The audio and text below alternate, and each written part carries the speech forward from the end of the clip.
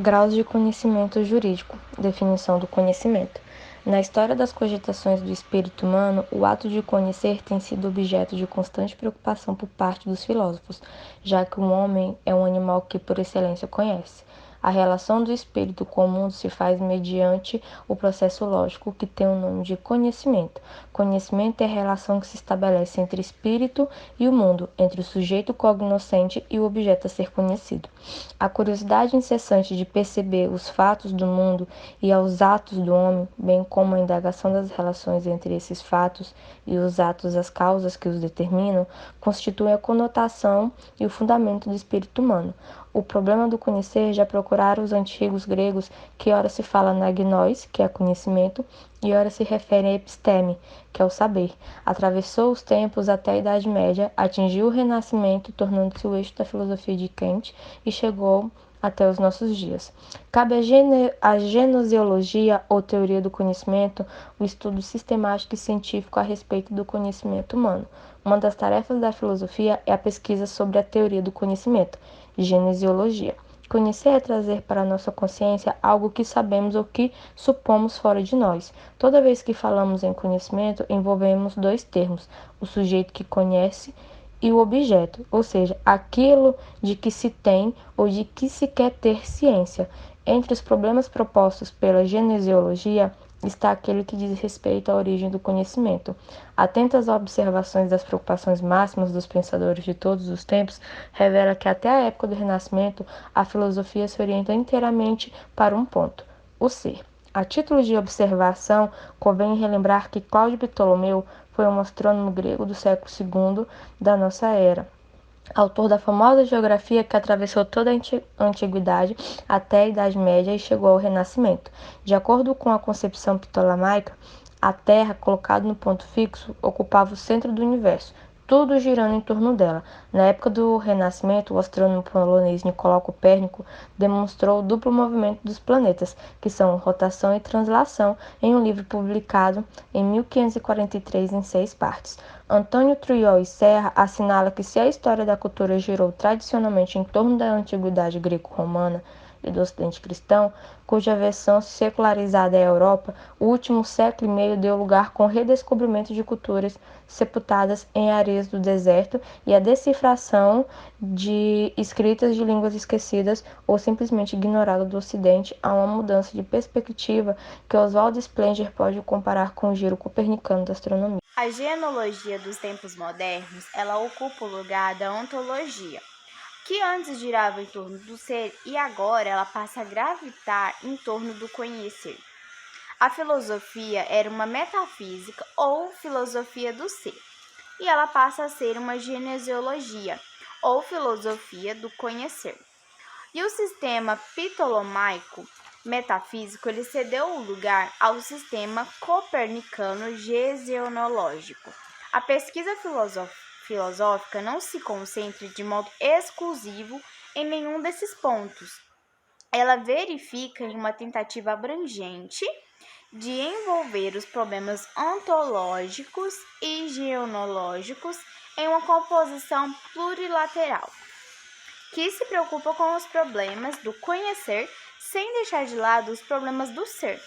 O objeto de estudo da ontogenologia é a interrelação do ser e o conhecer, acentuado o conhecimento sem deixar de lado a indagação ontológica. E o objeto principal da genesiologia é o conhecimento, que se caracteriza pelo ato de conhecer como aprender. O conhecimento é uma apreensão e o ato é pelo qual o sujeito cognoscente apreende ou captura o objeto cognoscível. O conhecimento é uma representação do objeto dentro do sujeito.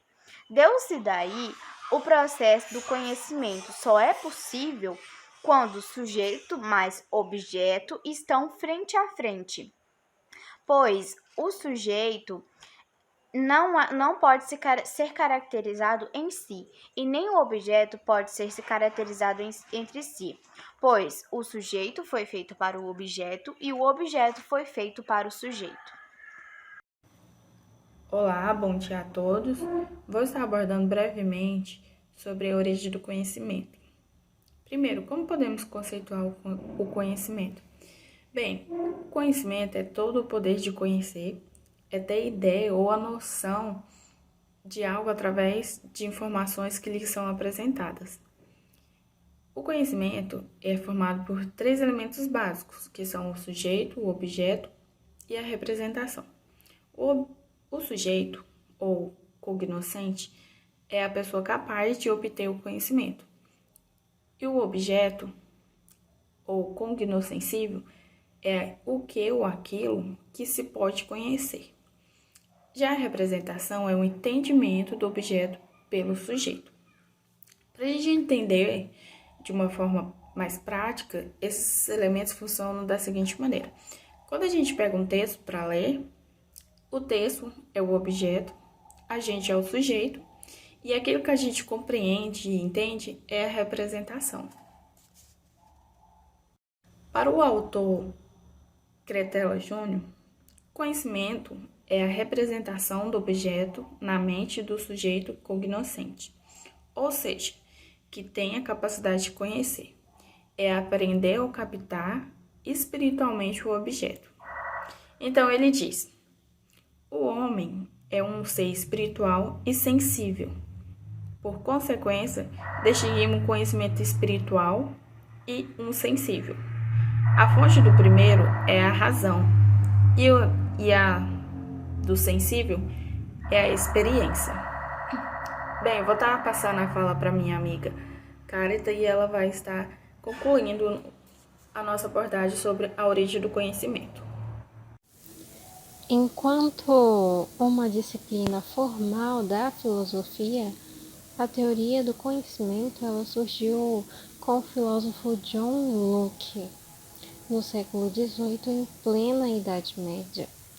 Ele vinha de um contexto iluminista e buscava sistematizar as coisas e então criou algumas definições. Dentre elas, dizia que o conhecimento ele se formava com a presença de 3 elementos básicos: o sujeito, o objeto e a consciência. O sujeito ele é o ser cognoscente, é aquele que irá fazer as coisas acontecerem e que receberá o resultado. O objeto ele é o ser cognoscível, é aquilo que será investigado e deve ser conhecido. E a consciência é o sujeito ter noção do que está fazendo. Esse elemento é o que irá ligar o sujeito ao objeto para ter uma percepção real. Nesse sentido, o conhecimento só será possível quando o sujeito for capaz de representar mentalmente o objeto, pois é na mente que as teorias se desenvolvem e que há o raciocínio. As diversas fontes do saber, ou seja, pode-se explicar um fenômeno usando a mitologia, o senso comum, a religião e a filosofia e a ciência. Cada uma delas surge em um determinado período histórico e todas elas possuem importância. O conhecimento ele é definido por Platão como conjunto das informações que descrevem e explicam todas as esferas do mundo, sempre comprometido com a realidade e com a verdade, ou seja, seria epistemologia. Portanto, a epistemologia ela propõe o estudo da origem, da estrutura e dos métodos de conhecimento. Bom dia, meu nome é Tiago e eu vou falar sobre o alcance do conhecimento. O homem é o ser que conhece. Quanto pode o homem conhecer? Há um limite para o conhecimento humano? Pode o homem, estendendo indefinidamente sua investigação a respeito do mundo, chegar a um conhecimento total? Ou, ao contrário, há limitações maiores ou menores que circunscrevem a curiosidade humana ao mínimo? As respostas que vários filósofos procuraram dar a tais indagações formaram-se vários sistemas ou doutrinas, conhecidas pelos nomes de ceticismo, dogmatismo, pragmatismo e o positivismo. A primeira posição epistemológica a respeito do alcance do conhecimento é o ceticismo. Ele sustenta a impossibilidade do ato de conhecer. Conhecer é impossível para ele, porque o sujeito não pode apreender o objeto.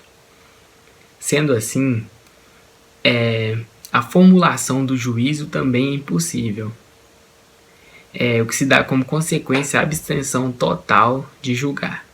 A primeira posição epistemológica acerca do alcance do conhecimento é o ceticismo. Ele sustenta a impossibilidade no ato de conhecer. Conhecer é impossível para ele, porque o sujeito não pode apreender o objeto. Sendo assim, a formulação de juízo também é impossível, acerca da consequência da abstenção total de julgar. A colocação cética vem da Grécia, onde encontra dois cultores, Pyrrhon de Elis, pensador que sustenta o ceticismo absoluto, e Carníades, adepto de um ceticismo moderado. O ceticismo absoluto, ou pyrrhonismo, adota posição radical diante do problema do conhecimento. O homem não consegue conhecer nada, por causa da impossibilidade do relacionamento entre sujeito e objeto. Os céticos examinavam, observavam e refletiam, mas nunca afirmavam. O homem não deve pronunciar juízos, mas deve abster-se de julgar. A atitude do homem diante do problema do conhecimento deve ser neutra. O ceticismo acadêmico ou moderado, professado por Carníades, adota a atitude mais moderada diante do alcance do conhecimento. Considera impossível o conhecimento rigoroso, porque jamais temos a certeza de que nossos juízos concordam com a realidade. O máximo que o sujeito pode alcançar é esta ou aquela proposição verdadeira. O sujeito, porém, pode afirmar que este ou aquele juízo parece ser verdadeiro. Não existe certeza rigorosa, mas probabilidade de certeza diante do conhecimento. Bom dia, pessoal. Eu sou o Anderson e hoje vou estar apresentando para vocês as três correntes de obtenção do conhecimento, ou como elas mesmas gostam de tratar, os três métodos de obtenção da verdade. Vamos começar pelo dogmatismo. A palavra dogma, por si só, ela já significa uma verdade absoluta, uma verdade inquestionável. E a corrente dogmática, ela acredita que o ser humano ele naturalmente possui um aparato intelectual que permita que ele atinja essa verdade absoluta. É um processo simples. Você observa alguma coisa, você racionaliza aquilo, comprova que é verdade e não há o que questionar. Só por você ver aquilo já comprova que ele é verdade. Então, através desse método, eles acreditam que o ser humano é capaz de atingir todas as verdades. O dogmatismo ele possui duas linhas, que é o dogmatismo ingênuo e o dogmatismo crítico. O dogmatismo ingênuo ele é uma fundamentação do senso comum. Ele não vê nenhum problema no conhecimento humano e acredita que as coisas são exatamente como parecem ser. Já o dogmatismo crítico, ele acredita sim que é capaz de atingir a verdade absoluta, mas é através do uso da razão e do empirismo. E seria através dos 5 sentidos, através da experiência e através do uso da inteligência, por meio de trabalhos metódicos e por meio da ciência. O ceticismo vai surgir como uma contraposição ao dogmatismo e ele acredita que é difícil ou impossível obter uma verdade absoluta, porque a verdade é uma ilusão, não passa de uma coisa subjetiva. Por isso, nós devemos suspender essa ideia de verdade e passar a colocar uma dúvida sobre cada afirmação existente. O ceticismo ele é dividido em 3 etapas. A epoqué, que é justamente essa suspensão do juízo, as éteses, que é a busca constante pela verdade, mesmo sabendo que ela não existe, que é uma coisa subjetiva, e a ataraxia, que é um momento de tranquilidade total que você atinge ao descobrir que não tem por que entrar em conflitos de ideias, já que as verdades são subjetivas. Tanto é que quando essa corrente surgiu lá na Grécia Antiga, ela era considerada radical, estéril e contraditória.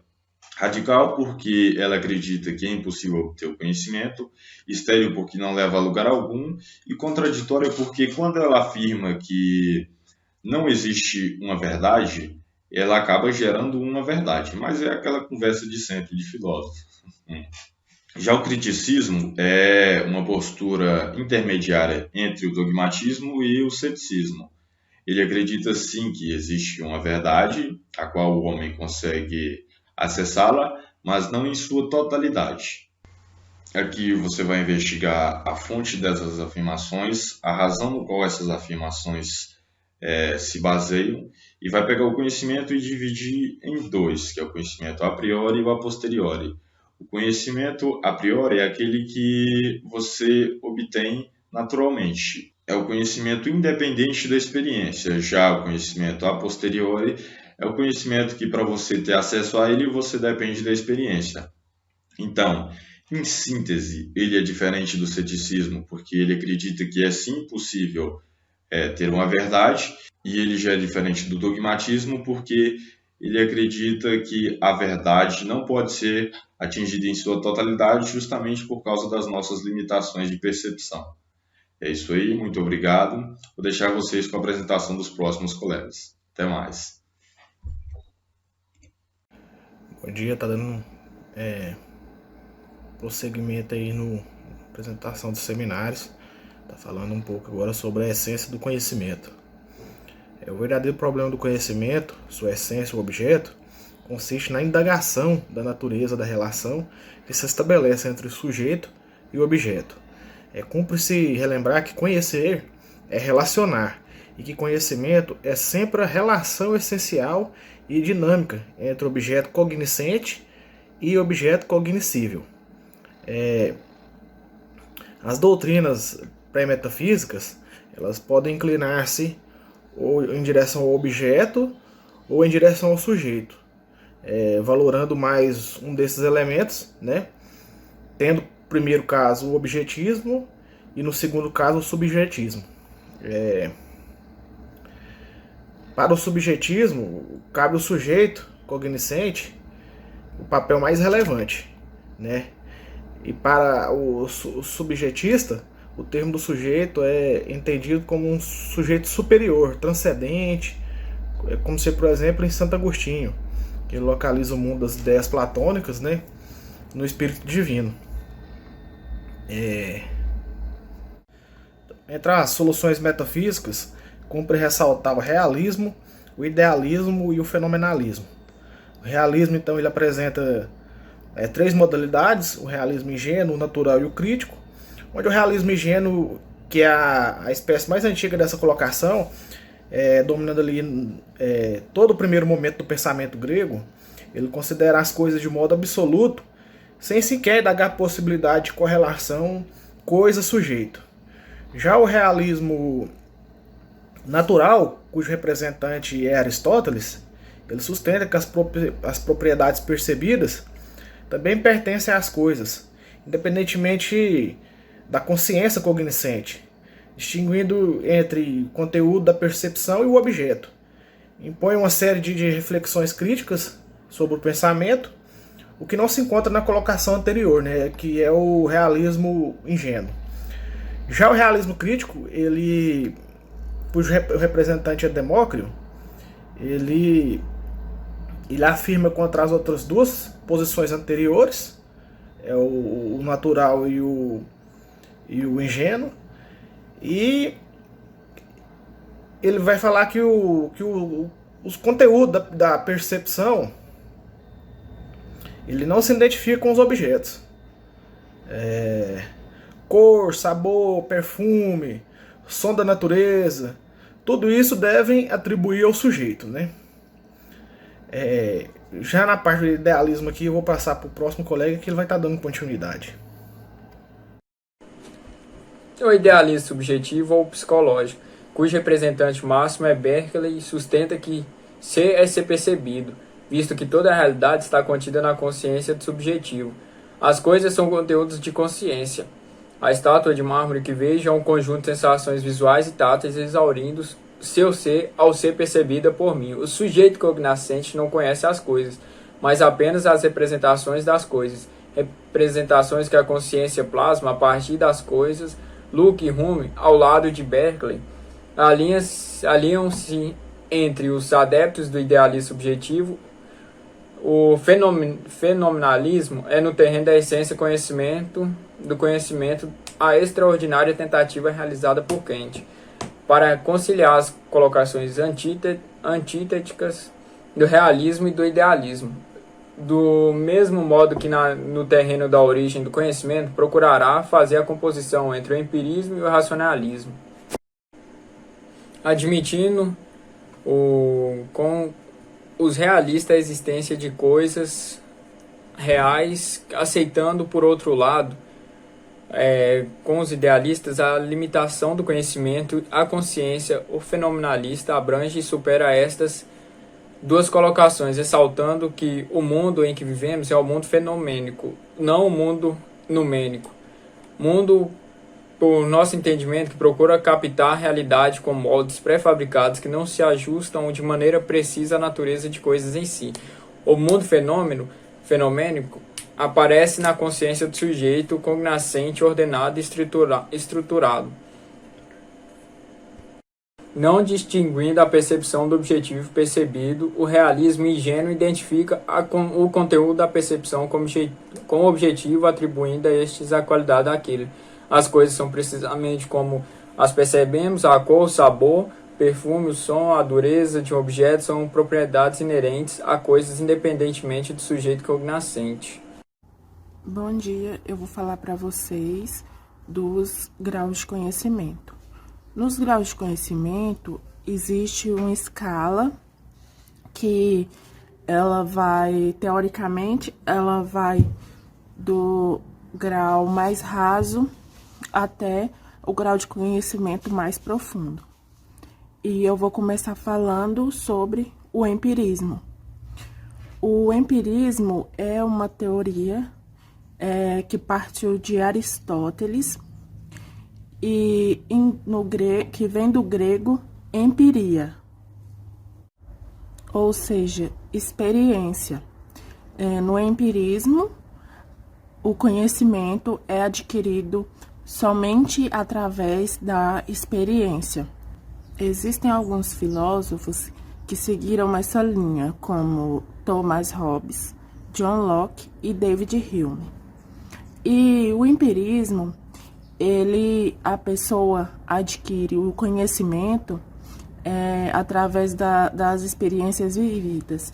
E para que ocorra essa absorção do conhecimento através do empirismo, a pessoa precisa se estar com os sentidos aguçados, pois para se adquirir o conhecimento através da experiência, precisa se utilizar os sentidos, como o olfato, o paladar, a audição. E esse conhecimento é tido por mais raso porque ele não se questiona e também não existe um pensamento profundo acerca daquele conhecimento adquirido, pois ele é adquirido, como eu bem disse, somente através das experiências. E esses filósofos que eu citei, cada um deles desenvolveu uma teoria acerca da absorção desse conhecimento. E eu vou citar um deles para vocês, que é o John Locke. Ele diz que o ser humano é uma tábua rasa, ou uma folha em branco. O homem nasce como se fosse uma folha em branco, e ao longo da vida ele vai adquirindo experiências. através dos sentidos. Olá, bom dia a todos e a todas. Eu me chamo Iago Ferreira Santos. Estarei falando agora sobre o conhecimento científico. Bem, primeiramente, antes de mais nada, é notório que o conhecimento científico é aquele que se estuda, aquele que se aplica, aquele que se tem fundamento. O conhecimento científico é um meio em que se valoriza muito a questão do campo e da pesquisa sobre determinado conhecimento. O conhecimento científico, ele se diferencia do conhecimento empírico, uma vez que o conhecimento empírico é uma coisa muito popular, uma coisa que é passada de geração em geração, é uma coisa do povo. O conhecimento científico, ele não vai, por necessidade, excluir por total o conhecimento empírico. Ele vai, sim, utilizar o conhecimento empírico, ou dito conhecimento vulgar, no texto, mas de uma forma para estudá-lo. E se as coisas estudadas ali no conhecimento empírico forem de acordo com a doutrina, de acordo com o que foi descoberto, de acordo com o que foi aplicado, aquele conhecimento vai passar a ser chamado de conhecimento científico, uma vez que vai ser considerado por pessoas, por doutores, por pessoas que são dentro da área da ciência. E esse conhecimento, ele é de suma importância e ele é muito apresentado nas universidades e no meio acadêmico. Ele é um conhecimento muito importante nesses dois meios. Me chamo Luiz Carlos e, dando continuidade, na graduação do conhecimento, falo sobre o terceiro grau, que é o conhecimento filosófico, ou seja, o último grau do saber. E para entendermos esse estudo, parto do significado da palavra filosofia, que vem de vocábulos gregos, que significa amor à sabedoria. Nesse sentido, a filosofia então pode ser entendida como a busca do saber e não da posse do conhecimento. Conhecimento esse filosófico que representa o mais alto grau de generalização dos estudos existentes, num processo gradativo de um grau a outro grau do conhecimento, do particular ao universal, como os colegas mencionou. O conhecimento filosófico pressupõe todo o grupo unificado dessas relações do saber, dos seus fenômenos e das leis. Para Spacer, a ciência é o saber parcialmente unificado e a filosofia é o saber totalmente unificado. Podemos então dizer que o saber filosófico não anda só, ele não conflita com outros graus do saber, mas sim abrange o saber vulgar e o saber científico num processo progressivo. Desta forma, atingindo um conhecimento genérico integral bem maior. O conhecimento filosófico ele se baseia na razão. Os seus conceitos eles são formados a partir da reflexão sobre a realidade em um processo de racionalização, sendo que as hipóteses filosóficas se fundamentam na experiência e esse conhecimento emerge da experiência e não da experimentação. Estudo esse numa tentativa de entendimento na sua totalidade. No conhecimento então filosófico se destaca o estudo pela razão. Portanto, nessa busca do indivíduo, do conhecer e assimilar o saber, o conhecimento filosófico, em razão do seu caráter universal, abrange de maneira integral o conhecimento de primeiro e segundo grau. E assim sendo, pode-se concluir, a partir do saber totalmente unificado, que se correlaciona nesse processo progressivo, que o conhecimento filosófico é o grau de excelência do saber. Muito obrigado. Passo a palavra agora para o próximo colega.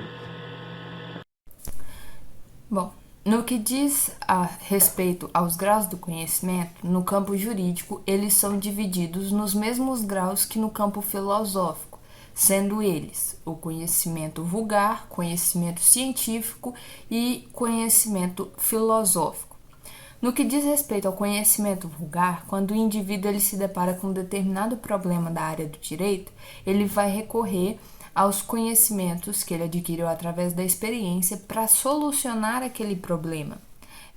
Esse conhecimento ele é denominado como um conhecimento sistemático, já que as soluções dos problemas são buscadas através do método de ensaio e erro. é um estudo do caso de maneira isolada, já que o indivíduo ele vai buscar uma solução apenas para o caso específico dele. O autor define como um encontro parcial com os problemas de natureza jurídica, justamente por essa parcialidade do conhecimento. Ele ainda diz que aqueles que são possuidores do conhecimento vulgar interpretam a realidade, a norma jurídica de maneira muito pontual, já que por vezes eles se baseiam em apenas um ou poucos artigos de lei para buscar a solução desses problemas com que eles se deparam. Bom, o autor ele cita o exemplo de Roma, da figura do pretor, que através dos conhecimentos adquiridos por experiência, ele passou a aplicar o dispositivo que era denominado de jus civile, que era mais rígido, mais estreito, se valendo da equidade com a finalidade de tornar a lei mais rígida diante dos casos concretos que eram apresentados a ele. Gaio ele usa a expressão elegantia juris para denominar esse processo em que, a partir da experiência, o pretor ele ia adquirindo conhecimento, e esse conhecimento dele, por meio da indução, ia se tornando em regras permanentes. Com isso, o pretor, que inicialmente se valia do conhecimento vulgar, se utilizando no método de ensaio e erro, característico do dispositivo jus civile, com o tempo ele passando a se valer do princípio da equidade e fazendo a interpretação dos fatos que eram apresentados a ele, ele passa a se valer do dispositivo que vai ser denominado de jus praetorianum, já dando início ao segundo grau de conhecimento, que vai ser o conhecimento científico. Bom dia, eu vou estar falando agora um pouquinho sobre o conhecimento jurídico científico. A primeira ideia que se tem das características do pensamento científico é a razão, porque esse pensamento ele não se baseia em fé,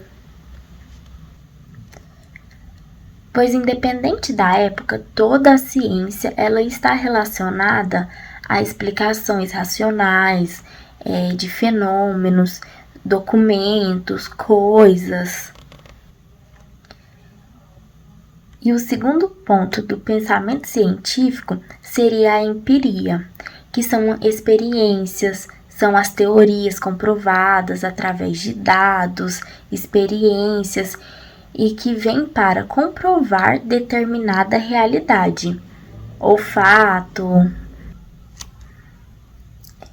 E a última característica que vem para definir o conhecimento científico são os métodos, que são as formas escolhidas para caminhar no decorrer das pesquisas, para que se chegue em comprovações e fatos da realidade científica. Professor, bom dia alunos, bom dia a todos. Dando continuidade à fala dos meus colegas, estarei falando um pouco a respeito do conhecimento jurídico filosófico. Todos nós somos aptos ao conhecimento, qualidade inerente ao homem. Para tal compreensão, basta rápida viagem na estrada da evolução da espécie. Desde as cavernas até a cibernética e a informática, capaz de criar instrumentos milhões de vezes mais rápidos que a capacidade manual e mental do próprio homem. Mas mesmo com essa capacidade de trabalhar e produzir cálculos infinitos, a máquina não é capaz de conhecer. Bem, pois essa qualidade, é uma qualidade inerente ao homem. O conhecimento filosófico representa um grau a mais de abstração e em generalidade ao espírito humano. Não se satisfaz em um plano de existência com as explicações parciais dadas pelas diversas ciências isoladas. Os fenômenos científicos não se dispõem em compartimentos incomunicáveis, estranhos entre si. E por isso o homem quer descobrir a harmonia e a concatenação lógica, os nexos de adaptação e de complementação que governam toda a trama real. Na jurisprudência, o conhecimento filosófico tem por objeto de reflexão o conceito do direito, os elementos constitutivos destes seus postulados básicos, métodos de cognição, teleologia e o estudo crítico valorativo de suas leis e institutos fundamentais, visando estabelecer princípios e conclusões. Bem, está aí um pouco do conceito do que é o conhecimento jurídico filosófico. Obrigada. Bom, na conclusão do livro, o autor ele afirma os 3 graus do conhecimento, que é o vulgar, o científico e o filosófico, as quais essa classificação são as tradicionais do campo jurídico, né? Tendo assim uma perfeita aplicação no âmbito da filosofia do direito, que ela é legitimada através de qualquer pesquisa a respeito do conhecimento jurídico vulgar, conhecimento jurídico científico e conhecimento jurídico filosófico. Ele afirma também que são 3 as pessoas que lidam com o fenômeno jurídico, que é o leigo, o advogado e o jurisconsulto, e que cada uma ela exemplifica atitudes distintas diante do direito e da justiça. Sendo assim, ele conclui que a filosofia do direito ela é a disciplina que define o direito na sua universalidade, onde procura suas origens e características gerais a partir do seu desenvolvimento histórico, segundo a ideia da justiça e da razão pura.